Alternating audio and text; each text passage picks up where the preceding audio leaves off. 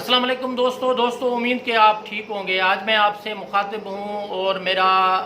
बात करने के हवाले से जो हम आज बात करेंगे वो अफ़गानिस्तान की सूरत हाल और उसके बाद जो वहाँ पर तालिबान और अफ़गान हुकूमत के दरमियान झगड़ा चल रहा है, कशीदगी चल रही है और अफ़गान तालिबान की जानिब से जो है वो पूरे का पूरा कब्ज़े के हवाले से उनकी जो कोशिशें हैं वो कर रहे हैं, उस पर बात करूँगा। क्योंकि अभी जो है वो सलामती काउंसिल का पार्लियामानी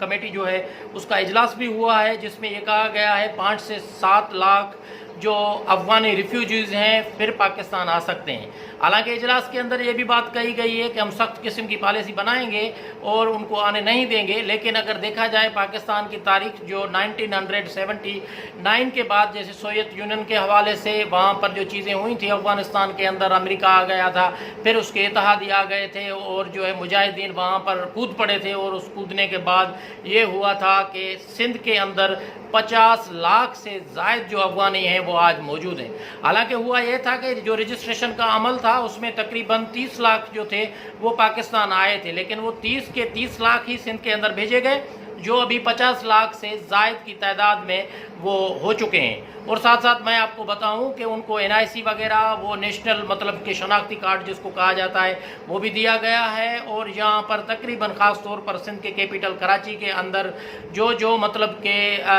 जिसको कहा जाए कि वाक़यात होते हैं, ख़ास तौर पर पूरे पाकिस्तान के अंदर दहशतगर्दी के वाक़यात हो गए, क्लाशन कोफ कल्चर हो गया, हीरोइन हो गई, सारी की सारी जो चीज़ें हैं वो ये देन है हमारे काफ़ी अच्छे ब्रादर इस्लामी ममालिक के जो लोग हैं उनकी ये सारी की सारी देन है। और यहाँ पर बदमनी और जिसको कहा जाए कि पाकिस्तान के अंदर जो दहशतगर्दी बढ़ी, जिसमें 9/11 के बाद 70,000 लोग पाकिस्तान के मारे गए, उसमें भी ज़्यादातर अगर इन्वेस्टिगेशन की जाती है या किसी भी जो पाकिस्तान के अंदर कुछ साल पहले दहशतगर्दी के वाक़यात होते थे तो हमेशा उनकी कड़ियाँ अफ़गानिस्तान की सरहदों और अफ़गानिस्तान की जाग्राफियाई हदूद के अंदर जाकर मिलती थी। मैं आज आपको थोड़ी सी इंफॉर्मेशन देना चाहूँगा ख़ास तौर पर अफ़गानिस्तान के हवाले से। अफ़गानिस्तान के अंदर 34 प्रोविंसेस हैं, उसमें 1973 के अंदर कहा गया कि 325 डिस्ट्रिक्ट्स हैं, फिर 2005 में कहा गया 398 डिस्ट्रिक्ट हैं। अभी जो है जो ताज़ा तरीन मालूमात है वो तकरीबन 421 डिस्ट्रिक्ट जो हैं वो अफ़गानिस्तान के हैं। और अब तक की लड़ाई में 100 से ज़ायद जो डिस्ट्रिक्ट्स हैं वो तालिबान के कब्ज़े में आ चुके हैं आज के दिन तक। तो अगर देखा जाए कि जब ये सूरत हाल होगी और अशरफ गनी साहब अमेरिका के दौरे पर अभी वहाँ पर ही हैं, तो अगर ये सूरत हाल होगी और इस सूरत हाल के बरक्स अगर देखा जाए तो 421 अजला में से 34 सूबों के 421 अजला में से कितने लोग इधर आ सकते हैं, उनकी कितनी तादाद बढ़ सकती है। फिर ये हमारे रिफ्यूजीज़ जो हैं, जो हमारे अफ़गान मुहाजिरीन हैं, वो कितनी तादाद में पाकिस्तान आएंगे और पाकिस्तान के बाद कौन गारंटी देगा कि वो सिंध नहीं आएंगे। तो इस हवाले से मैं तो ये समझता हूँ कि अलार्मिंग सूरत हाल जो है वो जारी है। हालांकि आपको पता है 1979 के अंदर ये कहा गया था, जब सोवियत यूनियन के ख़िलाफ़ जंग जारी थी, ये कहा गया था कि अमन अमल तक ये पाकिस्तान में रहेंगे। फिर आपको पता है अफ़गानिस्तान के अंदर कई दहाइयों तक अमन भी हुआ,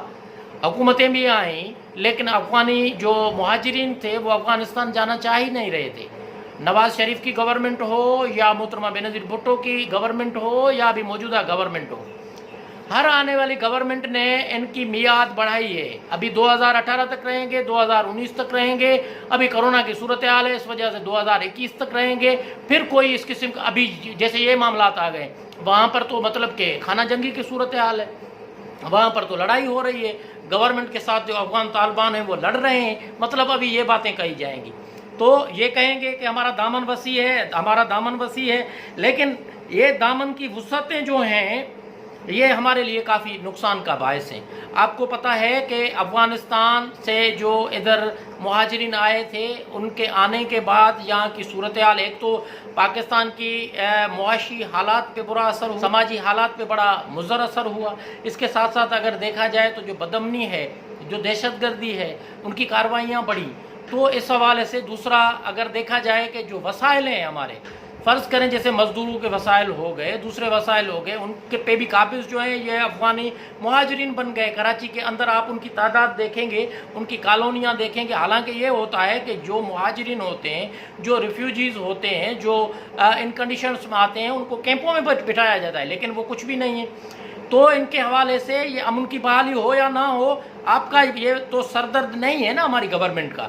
کہیں پہ بھی امن نہ ہو، وہاں پر سے یہ ادھر بندے بلائے جائیں گے۔ جیسے برمی ہو گئے، فرض کریں برما کے اندر جو صورتحال ہے روہنگیا قبیلے کے خلاف، وہ پاکستانی نے تو پیدا نہیں کی۔ ہم ان مظلوم روہنگیا کے مسلمانوں کے ساتھ ہمدردی بھی کرتے ہیں اور ان کے ساتھ ہیں، اور ان کے ساتھ جو ظلم کرتا ہے ہم اس کی مذمت بھی کرتے ہیں۔ لیکن یہ تو کہیں کا کوئی اصول نہیں ہے نا کہ جو بھی مطلب جس کے ساتھ ظلم ہو اس کو اس کی جو پناہ گاہ ہوگی وہ پاکستان ہوگا، اور پاکستان پناہ گاہ میں لے گا اور وہ آ کر بٹھا دے گا سندھ کے اندر۔ اگر بنگلہ دیش ہے تو بنگلہ دیش کے اندر تو کنڈیشن صحیح ہے، لیکن کراچی کے اندر تو ان کو ووٹ کا اختیار دیا گیا ہے، ساتھ ساتھ ان کو تو الیکشن کے حوالے سے اٹھانے کے لیے تیاریاں وہ بھی ہو چکی ہیں۔ کئی ایک ایریاز میں تو وہ الیکٹ ہو کر بھی آئے تھے۔ تو اس قسم کی صورتحال جو ہے، میں پوری سندھ سے یہ خاص طور پر گزارش کروں گا، کیونکہ ابھی یہ جو اندیشہ دکھایا گیا ہے پارلیمانی کمیٹی کے اندر، جو سلامتی اپنا ملک کی قومی سلامتی کے متعلق جو پارلیمانی کمیٹی ہے، جو اس اجلاس میں یہ باتیں کی گئی ہیں کہ 5 سے 7 لاکھ جو ریفیوجیز ہیں، جو مہاجرین ہیں، وہ پاکستان آ سکتے ہیں، لیکن سخت قسم کی پالیسی بنائیں گے۔ تو بھائی سخت قسم کی پالیسیاں ہم نے بہت سالوں سے، بہت دہائیوں سے دیکھی ہیں۔ تو اس حوالے سے ابھی سے اپنا ورک پلان کریں، سوچیں کہ اگر اس قسم کی صورتحال ہوتی ہے، کیونکہ پاکستان نے ٹھیکہ نہیں اٹھایا کہ وہاں پر طالبان کیا کارروائیاں کر رہا ہے، حکومت ان کو کیسے نمٹ رہی ہے، وہاں پر امریکہ کا رول کیا ہو رہا ہے، لیکن ساری کی سارا بوجھ جو ہے وہ پاکستان پہ پڑ رہا ہے، اور پاکستان کے صوبے سندھ پہ پڑ رہا ہے۔ سو لہٰذا آنکھیں کان کھلے رکھیں، اگر اس قسم کی صورتحال ہوتی ہے تو اس کے لیے بھی تیاری کریں، اور سندھ گورنمنٹ یہ اپنا موقف آج سے ہی کلیئر کر دے کہ اگر ریفیوجیز آتے ہیں تو وہ سندھ میں لائے نہیں جائیں گے، کیونکہ ابھی تک سندھ جو ہے وہ 50 لاکھ افغانی مہاجرین کو بھگت رہا ہے، 50 لاکھ سے بھی بلکہ ابھی تعداد ان کی زیادہ ہو گئی ہے۔ سو لہٰذا ان کو روکنے کے لیے ابھی سے اقدامات کرنے ہوں گے۔ ہماری قوم پرست جماعتیں، ہماری مذہبی جماعتیں اس ایشو پہ شروع سے ہی، پہلے سے ہی پلاننگ نہیں کریں گے تو پھر یہ 1979 والا قصہ ہوگا۔ ہمارا دامن وسیع ہے تو ہمارا دامن تو ایسے ہی وسیع ہوگا، لیکن آج ہم دیکھ رہے ہیں کہ ان کی تعداد دن بدن دگنی اور چوگنی ہو رہی ہے۔ سو لہٰذا اس پہ سوچا جائے کہ ہمیں آنے والے دنوں میں کیا کرنا ہے۔ دوستو، امید کہ میری باتیں آپ کو پسند آئی ہوں گی۔ اگر پسند آئی ہیں تو میرے اس یوٹیوب چینل کو سبسکرائب کریں، اور اگر کوئی کمنٹ ہو اس کو بہتر بنانے کے حوالے سے تو وہ بھی مجھے ضرور آگاہ کریں، تاکہ میں آپ کے لیے اس پیج کو زیادہ مؤثر اور اچھا بنا سکوں۔ آپ کی بڑی مہربانی۔